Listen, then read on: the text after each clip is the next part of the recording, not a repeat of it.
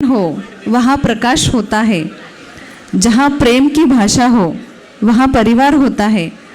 जहाँ देवों के दर्शन होते हो वहाँ भव पार हो जाता है। जहाँ संतों की वाणी हो वहाँ उद्धार हो जाता है। आता मी स्वामीजींना विनंती करते की त्यांनी आपल्या अमृतवाणीने आम्हा सर्वांना तृप्त करावं।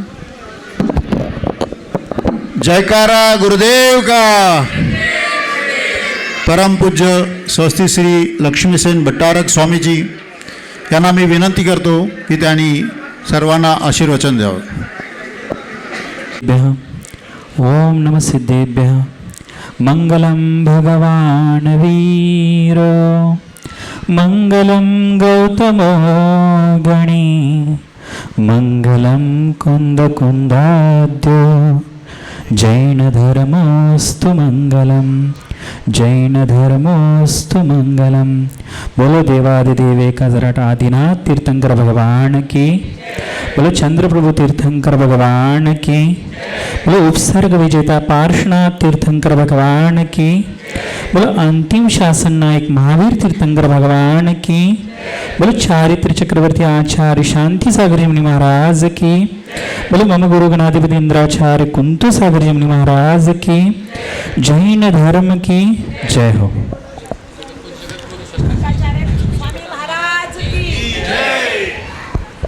सद्धर्म बंधनो, मराठीत बोलत चालतंय सर्वांना, कारण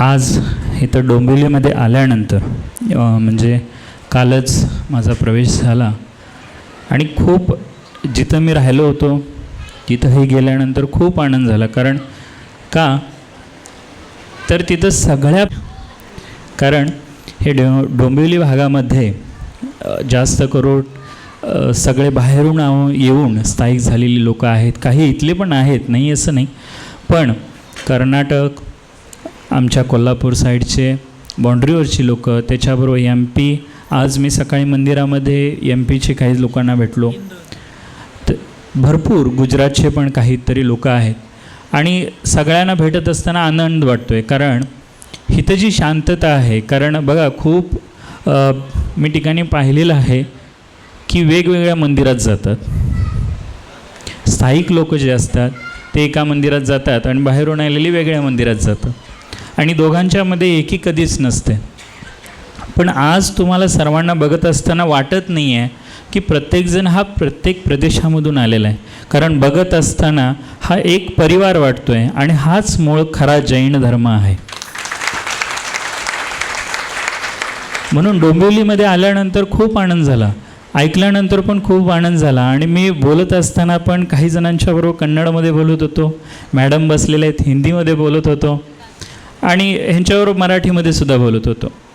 बोलत असताना एक फील असा येत होता की डोंबिवलीमध्ये आल्यानंतर पूर्ण भारताचं दर्शन होतं की काय असं वाटायलं।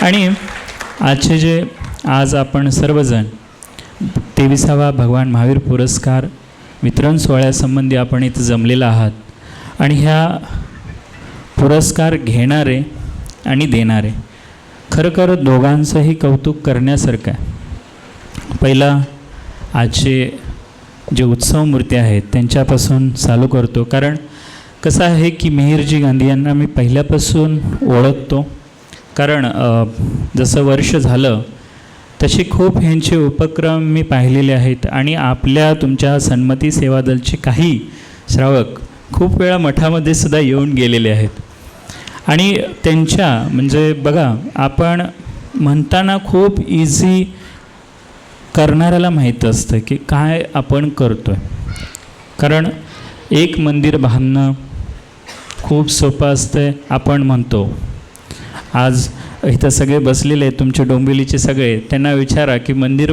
करत असताना किती त्रास होतो आहे। एक मंदिर करणं, एक त्यागी निवास करणं काय ह्यात मोठी गोष्ट आहे, पण आज कित्येक जवळजवळ माझ्यामध्ये 4 ठिकाणी झालेले आहे, 2 ठिकाणी अजूनही कार्य चालू आहे। त्यागी निवास बघा की आपण आत्ताच सर्वांनी पर्युषण पर्व आपलं झालेलं आहे आणि पर्युषण पर्व करत असताना त्यामध्ये सुद्धा सांगितलेलं आहे, आचार्य भक्ती सांगितलेलं आहे, मार्ग प्रभावना सांगितलेलं आहे, बहुश्रुत भक्तीसुद्धा सांगितलेली आहे, प्रवचन वात्सल्य सांगितलेलं आहे. आणि ह्या माध्यमातून आपण जे आपले मुनी महाराज जे आहेत त्यांचं सर्वांचं सेवा करण्याचं कार्यसुद्धा आपलं ह्यामध्ये आहे. पण आपण नुसता ह्या पर्युषण पर्वामध्ये या गोष्टी 10 दिवस करतो आणि त्याच्यानंतर विसरून जातो. आजही मी असं काही नाव वगैरे ठेवत नाही, पण बघा अनेक मोठे मोठे साधू आहेत, त्यांना कशाची काही गरज नाही, कारण त्यांच्याबरोबर खूप मोठा त्यांचे भक्तगण असतात, त्यांच्या जाण्याची व्यवस्था करतात. पण अनेक साधू असे आहेत जे वयस्कर आहेत किंवा अजूनही एकटे एकटे फिरतात. खूप जण असे आहेत त्यांची पब्लिसिटी झालेली नाही आहे, पण मुनी दीक्षा घेतलेली आहे.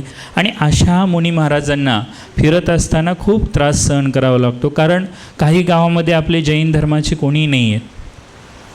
अशा अनेक गावं आहेत. आणि ह्या अकलूज साईडला, आपल्या विजापूर साईडला ह्या भागात तर ऊन एवढा कडक असतो, तरीसुद्धा ह्या भागामध्ये मुनी महाराजजी फिरून जिथं जिथं आपला समाज आहे तिथं प्रवचन करून प्रचार आणि प्रसार करत असतात. पण त्यांनाही सेवेची गरज असते, त्यांनाही राहण्याची गरज असते. आणि अशा ठिकाणी मी मला वाटतं एका त्यागी भवनला मी स्वतः तिथं भेट दिलेली आहे. दहिवडी फलटण ह्या रोडवर सुद्धा त्यांनी एक त्यागी भवन केलेलं आहे. आणि ह्या त्यागी भवनला मी स्वतः तिथं जाऊन भेट देऊन आलेलो आहे. कारण बघा, जागा घेऊन त्याच्यावर त्यागी लोकांच्यासाठी राहण्याची व्यवस्था करणं इतकी सोपी गोष्ट नाही आहे. आज जागेचे भाव बघायला गेला तर खूप आहे, पैसा कमी नाही आहे, पण करण्याची इच्छाशक्तीसुद्धा हवी असते. आणि ह्या कार्यामध्ये मगाशी सर्वजण सांगत होते, त्यांच्या मेसेजचं सुद्धा खूप कौतुक आहे. कारण मला एक म्हणजे काय आहे, काही वेळेला असे काही विनोद आठवतात आणि त्यांच्या मेसेजांचं ते कौतुक भरपूर जण करत होते. कारण एक व्हॉट्सअपवर किंवा आपल्या इंस्टावर, फेसबुकवर असे रील्स येत असतात बघा. त्यात एक जण विचारतो की जर एखादी स्त्री जर नवऱ्याच्या मागं लागली तर नवरा काही करू शकत नाही. का माहिती आहे का? की बाहेर जाण्याआधी काय चालू होतं बायकोचं, कशाला चालला आहे, कुठं चालला आहे, कधी येणार, काय करणार, ह्या सगळ्या गोष्टीचा जर तगादा लागला की पुरुष पुढं जात नाही. का? तो आधीच प्रश्नांची उत्तरं देतच तिथं बसतो. खरं वहिनींचंही कौतुक करण्यासारखं आहे, कारण त्यांनी एवढी साथ दिली म्हणून ते आज एवढं पुढंपर्यंत गेलेले आहेत. आणि त्याच्याबरोबर त्यांच्या कार्यकर्त्यांचं सुद्धा कौतुक आहे. कारण मगाशी रावसाहेब पाटील सर म्हणत होते की कसे कार्यकर्ते मिळतात हे माहीत नाही, पण एक लक्षात घ्या, जर आपलं उद्दिष्ट आणि एक विचार चांगला असेल तर आपण सर्वजण येऊन आपल्याशी जुळतात. जसं समुद्र हा कधीच मोठा नसतो, लक्षात घ्या. तो दिसायला मोठा आहे पण तो कधीच मोठा नसतो. तो कधी मोठा होतो जेव्हा आसपासच्या सर्व नदी येऊन त्याला मिळतात, त्यावेळेलाच तो मोठा होतो. नाहीतर समुद्र हा मोठा नसतो. ज्यावेळेला मिळतात त्याच वेळेला तो मोठा होतो. आणि हे सर्व कार्यकर्ते तुमच्याबरोबर मिळालेत म्हणून तुम्ही सागर झालेला आहात, समुद्र झालेला आहात. आणि खरं त्यांचं कौतुक आहे. फक्त त्यागी निवासच असं नाही, विकलांग मुलांना खूप जणांना त्यांनी मदत केलेली आहे. स्वच्छता अभियान राबवलेलं आहे. आणि त्यांना मी माझ्या मते सोलापूरमध्ये सुद्धा भेटलेलो आहे. आम्ही सर्वांना, काही लोकांना भेटलो आहे. आणि मला खरं आनंद झाला की ज्यावेळेला मला सांगितलं की मिहीर गांधींचं तुमच्या हस्ते सत्कार आहे, त्यावेळेला खूप आनंद झाला की अशा व्यक्तींचं करतो आहे जो ह्या पुरस्कारासाठी खरं कॅपेबल आहे. कारण मी आपल्या ह्या डोंबिवलीबद्दलसुद्धा ऐकलं होतं. आणि हा डोंबिवलीचा भगवान महावीर पुरस्कार जो आहे हा अत्यंत मानाचा पुरस्कार असा म्हटला जातो. खूप जणांच्याकडून ऐकला. माझ्यामध्ये आमच्या साईडला DA Patil sir, Herwade sir, त्याच्याबरोबर आवाडेंनासुद्धा दिले. सरांना पण दिलेला आहे, रावसाहेब पाटील सरांना. आणि या सर्वांच्याकडून खूप वेळ ऐकलं की भगवान महावीर पुरस्कार हा आपला डोंबिवलीचा हा अत्यंत मानाचा पुरस्कार, आणि अत्यंत मानाचा पुरस्कार एखाद्या कॅपेबल व्यक्तीला जातो आहे, हे अत्यंत छान गोष्ट आहे. कारण बघा, त्या तोडीची व्यक्ती आहे पण अत्यंत साधी राहणीमान. म्हणजे एवढं मी कार्य केलो आहे असं सुद्धा त्यांच्या चेहऱ्याकडं बघूनही वाटत नाही आणि त्यांच्याकडं बघूनही वाटत नाही. अत्यंत साधेपणाने येऊन बसली, तुमच्या सर्वांच्यावर व्यक्त केली. बोलत असतानासुद्धा बघा, जी व्यक्ती हळवी असते त्यांनाच अश्रू अनावर होतात, आणि त्यांच्या बोलण्यामध्ये सुद्धा त्यांच्या आईवडिलांचं त्यांना आठवण झालं, ह्याच्यावरून त्यांचं निर्मळ मनसुद्धा आपल्याला कळते. आणि अशा कॅपेबल व्यक्तीला आपण भगवान महावीर पुरस्कार दिला, खूपच सन्मानाची गोष्ट आहे. आता पुरस्कार देणारे, खरं म्हणजे डोंबिवलीवाल्यांचं कौतुक करावं तेवढं कमी आहे. कारण इथं तर सर्व जातीचे, म्हणजे बघा आपल्या जैन धर्मामध्ये जवळजवळ 84 पोट जाती आहेत असं आपण म्हणतो. आणि ह्या 84 पोट जातींचं प्रथम संमेलन हे डोंबिवलीकरांनी करून दाखवलं आहे, ह्याचं कौतुक आहे. हे मलासुद्धा माहीत नव्हतं. कारण आता अयोध्येमध्ये 27 तारखेला रवींद्र कीर्ती स्वामीजींनी ठेवलेलं आहे. आणि पहिला ज्यावेळेला मी माहिती थोडी घेत होतो त्यावेळेला कळालं की डोंबिवलीमध्ये सुद्धा ज्यावेळेला आपण सर्व हे ठेवला होता, संमेलन ठेवला होता, त्यावेळेलासुद्धा रवींद्र कीर्ती स्वामीजी होते. आणि इथलीच संकल्पना तिने धरून अयोध्येमध्ये सुद्धा चालू केली. म्हणजे अनेक कार्यक्रमाची सुरुवात आपल्या ह्या डोंबिवलीमधूनच झालेली आहे. आणि बऱ्यापैकी आपण आता तुमच्या संस्थेच्या अध्यक्षा, भरपूर कौतुक करण्यासारखं आहे. सर्वांनी त्यांना खूप अनेक झाशीची राणी वगैरे उपमा दिल्या. खरं शक्तिरूपा म्हटलं तरी चालेल त्यांना. कारण आपल्या धर्मामध्ये ज्या वेळेला उपसर्ग मुनी महाराजांच्यावर येतो त्यावेळेला नियम आहे मुनी महाराजांच्या चर्येमध्ये की जोपर्यंत उपसर्ग कोणी दूर करत नाही तोपर्यंत स्वतःहून ते कधीही काही करत नाही, आणि कोणीतरी उपसर्ग दूर करणारा लागतो. आणि असंच शास्त्रामध्ये चेलना राणीने सुद्धा केलेलं आहे. ती कथा आता पूर्ण सांगत नाही, पण चेलना राणीने सुद्धा राजा श्रेणिक ज्यावेळेला एका मुनींच्यावर उपसर्ग करत होता, केल्यानंतर ते जे उपसर्ग दूर केलं होतं ती होती चेलना राणी. आणि ही चेलना राणी कोण होती तर महावीर भगवंतांची जी आत्या होत्या त्यातल्याच, त्यांच्याबरोबर 7 बहिणी होत्या टोटल, त्यातल्या त्या एक होत्या. आणि अशाच बघा, त्यांचंही तुमच्या अध्यक्षांचंही कौतुक करणं एवढं मोठं आहे. कारण त्यांनी हे जे केलेलं कार्य आहे ते तसंच खूप मोठं आहे. कारण अनेक आज मुनी महाराज फिरत असताना त्यांच्यावर उपसर्ग होत आहेत, आणि हे उपसर्ग थांबवण्याचं कार्य आपल्या सर्व श्रावक श्राविकांचं आहे. आपण आत्ताच पर्युषण पर्व झालेला आहे. ह्या पर्युषण पर्वामध्ये षोडशकरणच्या 16 भावना आणि दशलक्षांच्या 10 दशधर्म सांगितलेला आहे. धर्म हा एकच आहे, लक्षात घ्या.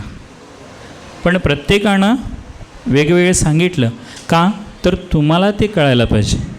जसं झाड एकच असतं पण त्याच्या फांद्या अनेक असतात, तसंच धर्म हा एकच आहे आणि त्याच्या फांद्या ह्या अनेक आहे. तसं धर्म हा एकच आहे पण तुम्हाला सर्वाला कळायला पाहिजे, म्हणून 10 धर्मामध्ये त्याचं सोप्या भाषेमध्ये समजावून सांगितलं गेलं.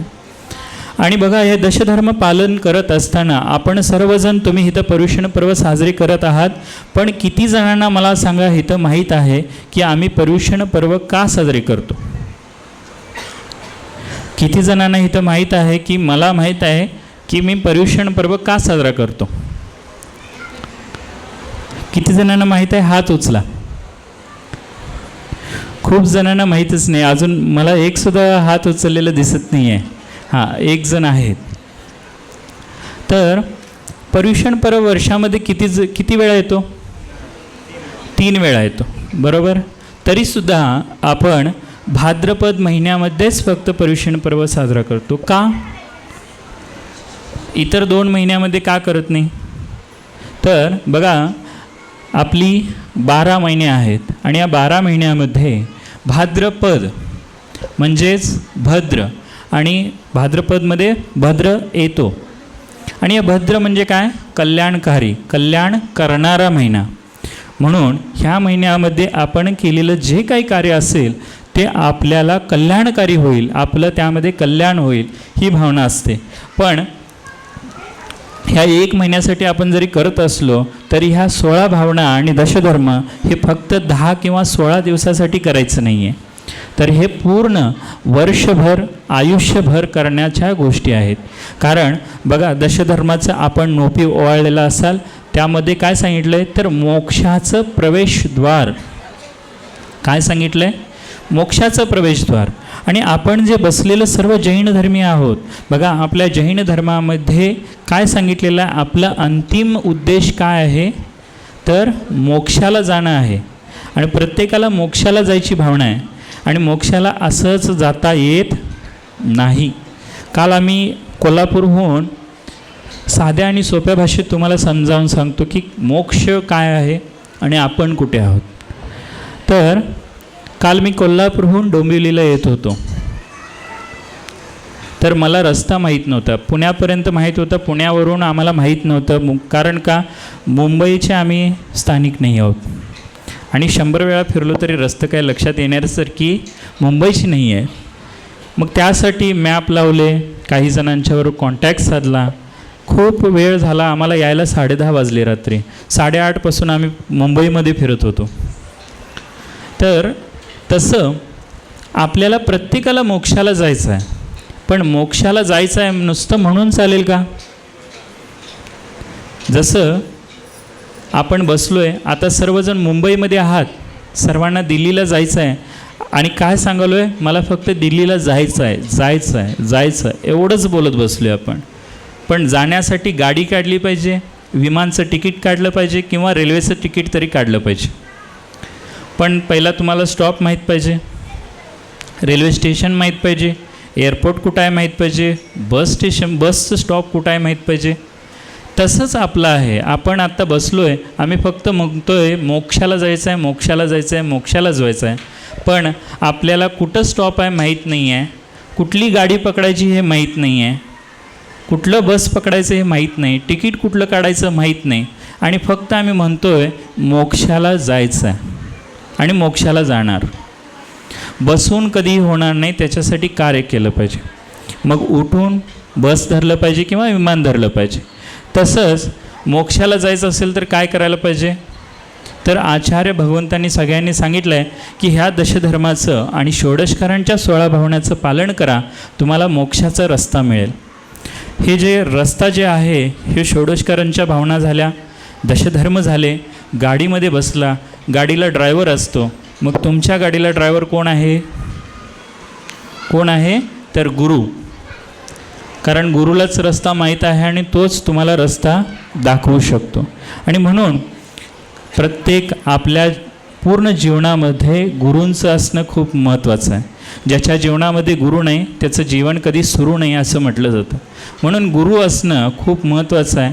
गाडी मिळाली, रस्ता मिळाला, गुरुसुद्धा मिळाले, पण शेवटी दिल्लीला जायचं म्हटल्यावर खूप दिवस लागतात, आणि खूप दिवस जात असताना पोटाला काहीतरी खायला पण पाहिजे. उपाशीपोटी तुम्ही जाऊ शकत नाही, आणि म्हणून उपाशीपोटी जाऊ शकत नाही म्हणून तुम्ही काय करता? एखाद्या हॉटेलला तरी थांबता किंवा जेवण तरी बांधून घेऊन जाता.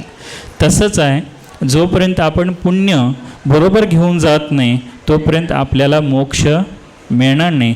आणि हे मोक्ष मिळवण्यासाठी अनेक कार्य आपण केले पाहिजेत. आणि म्हणून भगवंतांनी किंवा आचार्यांनी काय सांगितलं आहे? श्रावकांना षटक्रिया सांगितलेल्या आहेत.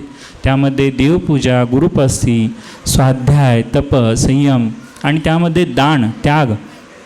आचार्य कुंदकुंदसुद्धा त्यांनी काय सांगितलं आहे? तर दानम पूजा मुख्या. कारण दानामध्ये तर 2 का सांगितलेत बघा, दानम आणि पूजा.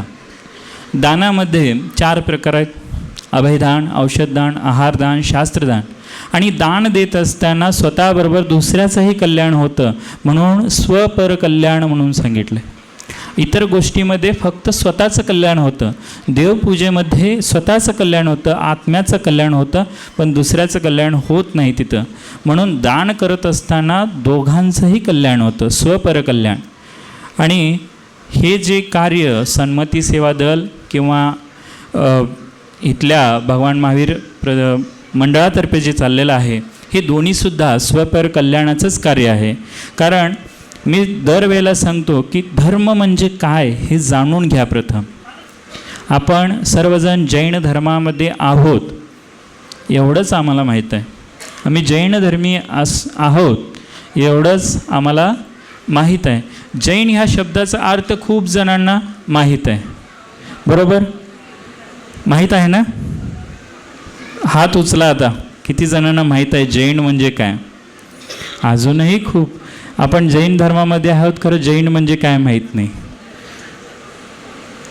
खरंखर चुकीची गोष्ट आहे. मग धर्माची तर अपेक्षा करूच नाही तुमच्याकडून. कारण जैन म्हणजे बघा, ज्या भगवंतांना आपण पूजतो त्यांनी काय केलेलं आहे तर आपल्या पंचेंद्रियावर विजय मिळवलेला आहे. आणि ह्या पंचेंद्रियावर जे विजय मिळवतात त्यांना काय म्हटलं गेलं आहे? जैनेंद्रिय. म्हणजे ज्यांनी इंद्रियावर जय मिळवला ते जैनेंद्रियाचं जिनेंद्र झालं आणि जिनेंद्रचं जैन झालं. आणि आपण त्या भगवंतांच्या सांगितलेल्या गोष्टीवर जातो म्हणून आपण अनुयायी झालो, म्हणून जैन अनुयायी. त्याच्यानंतर ते जैन धर्म झालं. आणि धर्म म्हणजे मुळात आता मला सांगा, धर्म म्हणजे काय? ह्या भूतलावर अनेक धर्म आहेत, पण धर्म ह्या शब्दाचा अर्थ किती लोकांना माहीत आहे? शास्त्रामध्ये धारणात इति धर्म हा म्हणून सांगितले. धारणात इति धर्म म्हणजे जे धारण केलं जातं ते धर्म आहे. तसं आपण जैन धर्माचे मूलतत्व जे आहेत ते धारण करतो, त्याला जैन धर्मीय म्हणून घेतो. तसंच आपल्यामध्ये जे दशधर्म जे सांगितलेले आहेत ते फक्त मंदिरामध्ये बसून 10 दिवस पूजा करून हे होणार नाही, तर आपल्यामध्ये आचरणात ते आणलं पाहिजे. त्यावेळेलाच कुठंतरी त्याचं पुण्याईचं लाभ आपल्याला होईल. आणि हे आचरणात आणायचं म्हणजे काय आहे? आपण मगाशी सर्वजण म्हणत होते उत्तम क्षमा. 10 धर्म आहेत. उत्तम क्षमेला खूप महत्त्व आहे आणि क्षमावलीचा कार्यक्रम आज खूप ठिकाणी चालू आहे. आणि आम्ही जाता आज उत्तम क्षमावली कार्यक्रम चांगलं भाषण देतो, प्रवचन देतो आणि निघून जातो. आणि जाता 2 जणांना शिव्या देऊन जातो. मग त्या क्षमावली कार्यक्रमाचा किंवा त्या क्षमेचा काय अर्थ आहे? काहीच नाही. म्हणून काय केलं पाहिजे तर हे मुळात आपल्यामध्ये आणलं पाहिजे की माझं मन, माझा आत्मा जो आहे तो नेहमीच क्षमाशील राहील, कुणाच्याही प्रति द्वेष ठेवणार नाही. अशी भावना ज्यावेळेला आपण करू त्याच वेळेला आपण खरोखरचे धर्मी आहोत. आणि आजच्या युगाप्रमाणे मी थोडं शास्त्रीय पण सांगतो आणि अध्यात्माचं पण सांगतो. आजच्या युगामध्ये कसं आहे, प्रत्येकजण, मी सकाळी मंदिरामध्ये बसलेलो असताना सांगत होतो की धर्म बघा त्या वेळेच्या ह्याच्यानुसार भगवंतांनी धर्माची व्याख्या सांगितली. महावीर भगवंतांनी सांगितले की अहिंसा परमो धर्म. त्याच्यानंतर दान हा सुद्धा धर्म आहे म्हणून सांगितलं आहे. क्षमा हा सुद्धा धर्म आहे म्हणून सांगितलं. तसं आजच्या काळामध्ये जर धर्माची व्याख्या करायला गेलो तर आचरण, संस्कार हेच मूळ धर्म आहेत. कारण आज आपली तरुण मुलं बघा, खूप थोडे आज इथं चांगले, मला आनंदसुद्धा वाटला की खूप लहान मुलांच्यावर चांगले संस्कार होत आहेत. पण अनेक ठिकाणी असं व्हायलं आहे की आपली लहान मुलं बिघडत चाललेली आहेत, तरुण मुलं बिघडत चाललेले आहेत. आणि जर असं होत राहिलं, बघा देशाचं भविष्य कोण असतं तर हे तरुण युवक असतात, मुलं मुली असतात. आणि आपलंसुद्धा जैन धर्माचं जे भविष्य आहे हे तरुण मुलांच्यावर, मुलींच्यावरच अवलंबून आहे. आज मगाशी विवाहाचं तुम्ही सांगितलं की आज धर्मामध्ये अनेक प्रश्न आहेत. त्यामधला मोठा विषय म्हणजे विवाहाचा. कारण आज मुलांना मुली मिळत नाही आहे आणि आपल्या मुली इतर धर्मामध्ये लग्न करून चाललेलं आहे. आणि ह्याचं मूळ कारण कोण आहे तर चूक आपलीच आहे, दुसऱ्यांची नाही आहे. आम्हीच चुका करतो आहे. आमच्या मुलांना आम्ही संस्कार देण्यामध्ये कुठंतरी चुकतो आहे. त्यामुळं आपल्या मुलांच्यावर संस्कार करा, चांगले संस्कार करा, त्यांना योग्य दिशा दाखवा. बघा, आपण सगळे इथं बसलेले आपलं उदरनिर्वाह चालवण्यासाठी नेहमीच काहीतरी बिझनेस करत आहात, जॉब करत आहात. आपलं ज्यावेळेला आज कितीतरी लोकांचं 75चं अमृत महोत्सव साजरा केला आणि कितीतरी लोक असे आहेत ज्यांनी आपल्या मुलांना माझी प्रॉपर्टी इथं आहे, तिथं आहे, एवढी प्रॉपर्टी आहे, एवढा बँक बॅलन्स आहे, हा शेवटला सगळे आईवडील सांगतात. पण धर्माच्या बाबतीत का हे होत नाही? धर्माच्या बाबतीत आपल्या मुलांना तुम्ही मंदिर का दाखवत नाही? किंवा 24 तीर्थंकरांची माहिती तुम्ही का देत नाही? फक्त तुम्ही काय करताय, शेवटला सांगताय ह्या बँक बॅलन्स एवढा आहे, एवढी प्रॉपर्टी तुझीकडं आहे, इथं बांध घातला आहे, आमच्या साईडला जरा रानाचं जास्त आहे त्यामुळं बांध दाखवला जातो, हे बाउंड्री लाईन आहे म्हणून. हे सगळी प्रॉपर्टी आम्ही दाखवतो, पण धर्माच्या बाबतीत ज्ञान देत आपण कधीच नाही. आपल्या मुलांनाही देत नाही आणि आपल्या नातवंडांना देत नाही. आणि नंतर आपण ज्याला ते उद्धटपणे वागायला लागतात त्याला आम्ही येऊन काय करतो, धर्मगुरूंच्याकडं तक्रार करतो की आमचा मुलगा व्यवस्थित वागत नाही आहे. तर ह्यामध्ये मोठी चूक आपली आहे. कारण कुठलाही मुलगा असू दे, कुठलीही मुलगी असू दे आणि किंवा जन्माला आलेलं बाळ असू दे, कधीही जन्माला येताना शिकून येत नाही. तर तुम्ही जे त्यांच्यासमोर वागता, तुम्ही जे संस्कार करता तेच मुलांच्यावर होत असतात. आणि म्हणून आपल्या मुलांना चांगले संस्कार द्या. इथं काही तरुण मुलं बसले असतील तर त्यांनाही सांगू इच्छितो की आपल्या आईवडिलांचं मान कसं मोठं होईल ह्याच्यासाठी प्रयत्न करा. आणि मुली जर बसलेल्या असतील, तरुण युवती जर बसलेल्या असतील तर त्यांना एवढंच सांगू इच्छितो की आपल्या आईवडिलांचं मान शरमेनं कधी खाली जाऊ देऊ नका. एवढ्या 2 गोष्टी करा. इतर तुम्ही सर्वजण विद्वान आहात, कुणालाही मी सांगण्याएवढं तुम्ही मूर्ख नाही आहात, सर्वांना सर्व कळतं. मी जास्त बोलणार नाही कारण खूप वेळ झालेला आहे. अजून लहान मुलंसुद्धा इथं सांस्कृतिक कार्यक्रमासाठी वाट बघतायत. तर सर्वांना खूप खूप आशीर्वाद, सर्वांना धनधान्य, आरोग्य, ऐश्वर्य, संपत्ती लाभो असं मी भगवंतांच्या चरणी प्रार्थना करतो आणि इथेच थांबतो. ओम नमः. बोलो महावीर भगवान की जय हो.